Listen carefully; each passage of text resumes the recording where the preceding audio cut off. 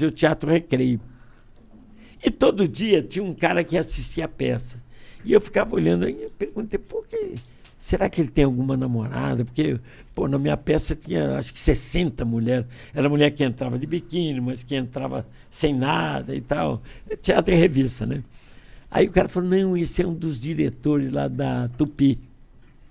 Eu falei, mas ele está todo dia aqui e tal. Um dia eu vou saindo e ele está lá fora me esperando. Ô, Dedé, eu queria falar com você. Eu falei, seu Arnaud, né? Sabe meu nome? Sei, todo mundo aí sabe que você é o Arnaud da Tupi. Tá? Pois é, eu queria te fazer um convite aí. Eu falei, para quê? Eu vou te explicar. Nós temos um rapaz aí que veio do Ceará. O nome dele é Antônio Renato Aragão. Ele veio do Ceará e ele está até com a família e tal, mas ele não funcionou bem. Ele veio lá do Ceará. Eu acho que o padrinho dele era um dos... não é dono, como é que chama esses caras? É tudo sócio. Um dos donos, né? Não sei, tudo sócio. Cotista, não. Sim, sei lá, uma coisa assim. Acionista. Acionista. Isso. Pô, tu não erra um, hein, cara? Ele era um dos acionistas e pediu para trazer ele para cá. Aí o Arnaud falou, fui conversar com ele, o Arnaud já escrevia para o Chico Anísio. O Arnaud era uma capacidade única, assim. Ele falou, eu fui falar com ele, Dedé, e ele falou o seguinte, ele está muito acostumado a trabalhar com um cara do lado dele. E ele não está se adaptando muito sozinho. Eu falei, posso ver esse cara trabalhar? Ele falou, pode. Quando ele trabalha tal dia, eu vou lá. Mas não fala nada. Eu fui lá, era tudo com auditório, era ao vivo, essas porra. E eu fui lá e vi.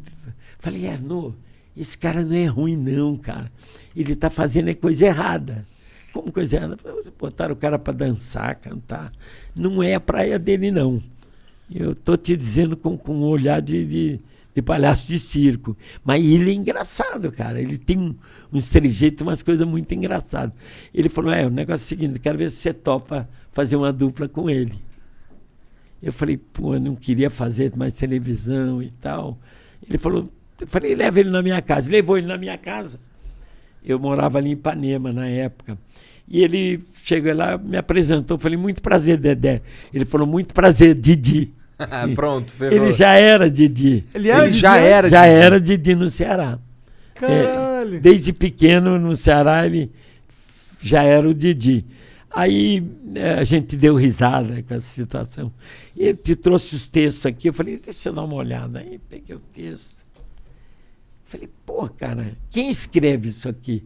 Ele falou, eu. Eu falei, você que escreve isso? Cara, se um dia você conseguir fazer o que você escreve, falei, você vai ser o maior comediante do Brasil. E ele falou, você tá de sacanagem. Então, eu tô falando sério. Ele era bem nordestino, bem com uns taquezão mesmo. E aí, Arnaud, vamos embora, vamos fazer junto. Eu falei, mas eu queria escrever junto com você e tal. Aí eu ia lá com ele e falava, rapaz, esse texto aqui é muito bom, mas é muito parado. Que eles ainda estavam usando humor de rádio. Os artistas chegavam e ficavam em cena parado no humor de rádio. Uhum. Falei, aqui, a gente pode dar um tapa na cara, o cara cai. Mas como eu fazer isso? Deixa comigo, isso é comigo.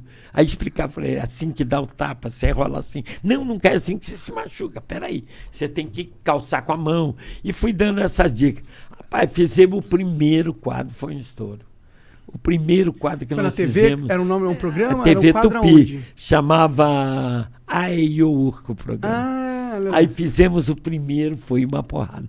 E os grandes naquela época, que era a dupla assim, que era o auge da época, era o Santa Cruz e o Zé das Mulheres, que é o Lúcio Mauro.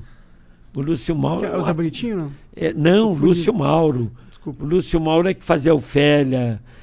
Fazia o professor Raimundo lá. Caralho. Aquele que fazia, mexia com... Eu ria muito, porque tudo aquilo era sacanagem que ele fazia com o Chico, aquele menininho das perninhas, do cabeção. Ele tinha um... Rapaz, toda vez que ele entrava para fazer o quadro dele, porque era ao vivo, eu corria e ficava assistindo. O cara, ele tinha o tempo, né? O Lúcio Mauro, além do grande ator que ele era, ele tinha o tempo certo da piada. Ele sabia a hora de parar, a hora de olhar. Então eu sempre me espelhei nele para fazer com o Renato. Eu me espelhava nele. Falei, pô, que o Lúcio daria essa parada e tal. Eu me espelhava muito nele. E fui bem me espelhando. Então era isso aí. Era o Zé das Mulheres e o Janjoca. Mas era espetacular, eu me baseava. Aí só que depois surgiu Dedé e Didi. E nós fomos ultrapassando eles. Porque a gente levava porrada, caía no chão, pulava pela janela. Que entendeu? era o humor do palhaço de circo. Um dia eu arrombei, eu falei com o Renato, pula pela janela, ele pulou, em cena ao vivo. Eu falei assim, pula pela janela, ele pula pela janela, ele pá! Ele era maluco, ele fazia mesmo. Ele pulou de janela, pá! E eu peguei a moto, rodei e entrei no cenário. Blá! Quebrei o cenário, tudo entrei. Porra, o povo ficava louco.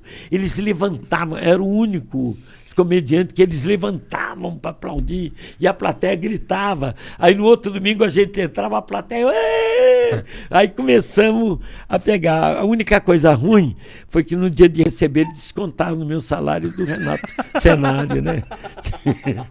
Pô, além de deviam não colocar no pagar, marketing isso aí, além né? de não pagar direito, ainda descontaram.